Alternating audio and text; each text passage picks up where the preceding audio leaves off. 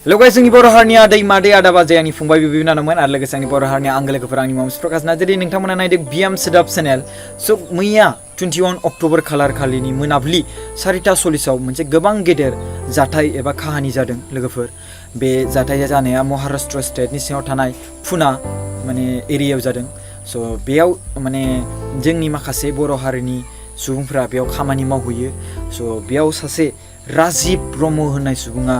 मेरगि बिदिनो बेमार माने बारहावा नांनाय माने बेमार बिदिनो अजा माबा खर' गिदिंनाय बा बिदिनो बखिलाबायग्रा बेबायदि टाइपनि जादोंमोन होनना बुंदों आरो बेखौ न'आव लाबोनो थाखाय पुना रेलवे स्टेशनसिम लाबोबायमोन बेनि गेजेरावनो बे राजिब ब्रह्म आं फट'खौ होदों बे राजिब ब्रह्मआ माने फाग्ला बायदि जाबाय नालाय दानाबा गावनि लोगोखौनो लोगो सानला बिनि लोगोफ्रा लाबोनो नागिरबाय नङा होमबा ओमफ्राय लाबोनो नागिरनायाव दानाबा फाग्ला बायदि जाबाय माने बिसोरजों लोगोसे फंबायबो दंफायो आरो बिनि गेजेराव फैनो नागिरनायाव मानसिफोरखौ बुलाबायबा ओरै माने जेरै मोसाफ्रा मा ओरैबायदि खालामो नङा होमबा जेरै खुख्लाबलाबायो नङा होमबा बेबायदि खुख्लाबलाबायबायनो ओमफ्राय बिनि गेजेराव बेबायदि जाथाय जादों जाहैदों ओमफ्राय बिनि गेजेराव मानि बेग फैसा बे दोनग्राफोरखौ गारहरलाबायबाय बेफोरबायदि जाथाय बिराद गिख्रंथाव जाथाय जादों जाहैबाय बिनि गेजेराव बे खारबाय पुना स्टेशननिफ्राय न' फैनोसै रेलवे स्टेशन माने ट्रेन नेबाय थानायाव ओमफ्राय बिनि गेजेराव खारनायाव बेखौ होसोफानायाव मा जाबाय बे होसोनायावनो माने पुलिसफ्रा हमबाय सोरखौ होसोदों मानो होसोदों होननानै बै होसोग्राखौ माने हमबाय ओमफ्राय मानो होसोदों बे सोंगौमानिनो माने रायलायगौमानिनो आरो मोजाङै रायलायनानै बे आंनि फंबाय बा आंनि लोगो बायदि बुंगौमानिनो माने बे मानसिया खारनानै अबेथिंबा थांगौबाय नागिरबाय एफा गिदिर टाउन बा एफा गिदिर सिटि नङा होमबा स' बिनि गेजेराव नागिरनानै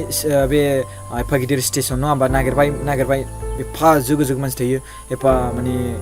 गोबां मानसि थायो नङा होमबा स्टेसनाव बिदि पुना स्टेसनाव ओमफ्राय बिनि उनाव बेखौ मोनफिनासै लोगोफोर नागिरनानै बिसोरनि न'खरनि मानसि बुंहरनाय मथे स' बिसोरनि न'खरनि मानसिफ्रा आंखौ भिडिअ बानायनो थिनहरदों दायो मैयासो जाथाय जादों लोगोफोर जुदि पुना स्टेसन बा पुना एरियायाव सोरबाफोर खामानि मावोबा बा महाराष्ट्रआव सोरबाफोर बेखौ नुयोब्ला मैयासो जाथाय जानाय आरो दहायबो फुङाव फैनानै बे मानसिखौ नागिरफैदोंमोन मोनासै मैयाहाय बे आरो माने पुलिसफोरजों हमजाखांनायनि उनाव पुलिसफोरखौ लोगोनो बिसोरो जुदि पुलिसजों रायलायनानै बेखौ मोनासै नोंसोरजों रायलायनानै बेफोरबायदि खालामनाय मोनबा आसा दंमोन खोमादां बाट बिदिबो रायलायनाय दिमागाव फैयासै बिसोरनियाव स' गाइस बेसिकेलि राजिब ब्रह्मआ क'क्राझार डिस्ट्रिक्टनि सिङाव थानाय पुलिस स्टेशना जाहैबाय बग्रिमारि आरो बिनि गेजेराव पस्ट अफिसा जाबाय टिपकाय आरो बिनि गामिया होनना बुंदों राङामाटि जाहार स' बिसोरनि न'खराव गासै 4 गथ' गथाय दं होनना बुंदों फिसाजो 3 आरो फिसाला 1 बुंनाय मथे बिनि हिन्जावनि मुङा जाहैबाय साराथि ब्रह्म फिसाजो देरसिननि मुङा जाबाय साकिना ब्रह्म आरो बिनि गेजेराव सेकेन्डआ जाहैबाय फिसाला आलोक ब्रह्म आरो बिनि गेजेराव फिसाजो थार्डआ जाहैबाय राबिना ब्रह्म आरो बिनि उनाव लास्टआ जाबाय रानिता ब्रह्म स' गासै बिसोरनि न'खराव 6 जन आरो फिसालाखौ नायोब्ला गासै 4 स' बिसोरनि गथ' गथाय आं नोंथांनो फिसाजो देरसिनखौ देखायासै बे फिसाजो देरसिना फट' साफायजानो लाजिदों आरो आंबो बुंहरखाबाय गेदेरखौ एसे फट' साफायनो नांला होननानै आरो बिनि गेजेराव बेनो कि नोंथांमोना सोरबाफोर महाराष्ट्रआव खामानि मावदोंब्ला पुना एरियायाव जुदि खामानि मावदोंब्ला नैबे फट'आव नुनाय राजिब ब्रह्मखौ हमनानै एसे माने आबादाव दोनथ' मानो होनबा बियो फाग्ला बायदि जानाय मानसि स' बियो जानला मानला मानसिफोरखौनो बुलाबायनाय माने खुख्लाबलाबायनाय बेफोरबायदि बेमार जादों स' बेखौ जुदि नुयोब्ला अननानै खबर खालाम स्क्रिनाव नाम्बार होदों बे नाम्बाराव नोंथांमोना कल खालामनानै खोन्थाहर अननानै आं मिथियो जोंनि महाराष्ट्र बे स्टेटआव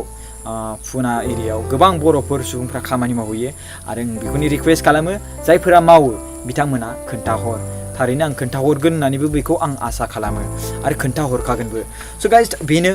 राजिब ब्रह्मनि न'खरनिफ्राय आंखौ बेनि सायाव भिडिअ बानायनो थिनदोंमोन स' नोंथांमोनखौ जुदि बे मानसिखौ नुयोब्ला आं बेखौनो खावलायो कि नोंथांमोना बे नाम्बाराव कल खालामनानै खोन्थाहर आरो डिसक्रिपसनाव आंनि नाम्बार होनाय दङ बेयावबो नोंथांमोना कल खालामनानै हरनो हागोन स' आं बेखौनो आसा खालामो नोंथांमोना खोन्थाहरगोन होननानै स' गाइस मोनसे बाथ्रा मोनसे बेफोरबायदि जाय माने भिडिअ सिगांफ्राव बानायनाय बे भिडिअ बानायनायनि गेजेराव जेसेबांखिनि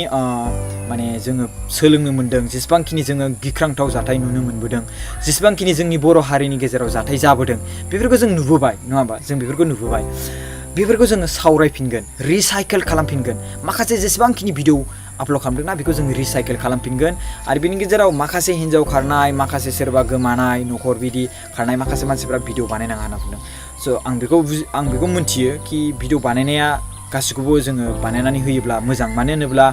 जुदि नोंनि न'खरावबो सोरबा गोमायोब्ला नोंबो बिदिनो भिडिअ बानायजानो लुबैगोन नङा होमबा जों जुदि निउस लाइभ बा गिदिर गिदिर चेनेलाव नों जुदि बिसोरनि फट'खौ होनानै भिडिअ बानायजानो लुबैबा नोंनाव गोबां फैसा थांगोन नों बिराद फैसा थाखा होनांगोन हाजार बा लाखसिमबो थांनो हागौ जुदि नोङो गोबावसिम समसिम होयो नङा होमबा बेबो सेकेन्ड हिसाबै थाङो पार सेकेन्डआव बेसेबां फैसा थाङो नङा होमबा गोबां बेफोरबायदि थाङो एडभार्टाइज होनाय सिस्टेम जायो नालाय स' लोगोफोर आं बेखौनो बुङो कि जोंनि बर' हारिनि सुबुंफोरखौ जोंनो मदद खालामाबा सोर मदद खालामगोन नङा होमबा औ जों हारिनि माखासे बाथ्रा जोंनि बड'लेण्ड स्टेटनि सोमोन्दैबो जों सावरायगोन आरो माखासे बाथ्रा जोंनि माखासे सुबुंफोर जोंनि गोमानाय सुबुंफोर बेखौबो जोङो मोनफिननो बा मोनफिननायनि थाखाय जों बाथ्रा सावरायगोन माने बिनि सायावबो जों भिडिअ बानायगोन आरो जोङो माखासे जोंनि बड'लेण्डनि सायाव सावरायनाय आरो जोंनि माखासे लिडारफोरनि सायावबो आं बेखौ नोंथांमोनसिम मोनसे गुरै खावलायनाय कि सोरबाफोर जुदि गेदेर बेमार जानाय दङब्ला सोरबाबा मिरगि बेमार जानाय सोरबाबा बिदिनो खर' फाग्ला फाग्लि सोरबाबा खुख्लाबलाबायग्रा बिदि जानाय बेराम जायोब्ला अन्नानै प्लिज गोजान जायगासिम दा दैथायहर गोजान जायगासिम थांनो दा थिन नोंथांमोना थांनो थिननाय नोंसिनि फर्स खालामनायजोंबो लोगोसे माखासे मानसिफ्रा थाङो न'खरनि प्रब्लेम बयनावबो थायो नङा होमबा बाट एसे खाथि खालायावनो मावनानै एसे थाखाफोरखौ खामायनो हायो बांद्राय गोजान नै दा बेबायदि जाथाय जानाय राजिब ब्रह्म स' बेबायदिनो जायो दायो बेखौ मोनस'वा मास'वा बिराद गोबां गेदेर प्रब्लेम जाबाय नङा होमबा खैफोद जाबाय स' आं बेखौनो रिक्वेस्ट खालामो आंनि बर' हारिनि आंगो माने रायजो राजाफोरखौ कि नोंथांमोना जुदि बेमार दंब्ला नोंनाव खर' बेमार जानाय बा खुख्लाबलाबायग्रा बिदिनो बेमार जानाय माबा मोनसे बेमार जायोब्ला बिदिनो हरखाबै जाब्रबग्रा स' नोंथांमोना गोजान जायगासिम थांनो नाङा खाथि खालायावनो मावनानै थाखाखौ खामाय रांखौ खामाय मिथिबायना स' गाइस बेनोमोन कि राजिब ब्रह्मनि न'खरनिफ्राय राजिब ब्रह्मनि सोमोन्दै भिडिअ बानायनो थिनदोंमोन स' आं बेखौनो रिक्वेस्ट खालामो जाय मानसिफ्रा महाराष्ट्र एबा पुनेयाव थानाय बिथांमोना जुदि नुदोंब्ला खोन्थाहरबानो जाबाय कल नाम्बार माने कन्टेक्ट नाम्बार होदों कल खालामनानै खोन्थाहरबानो जाबाय थेंक इउ स' माच खुलुमबाय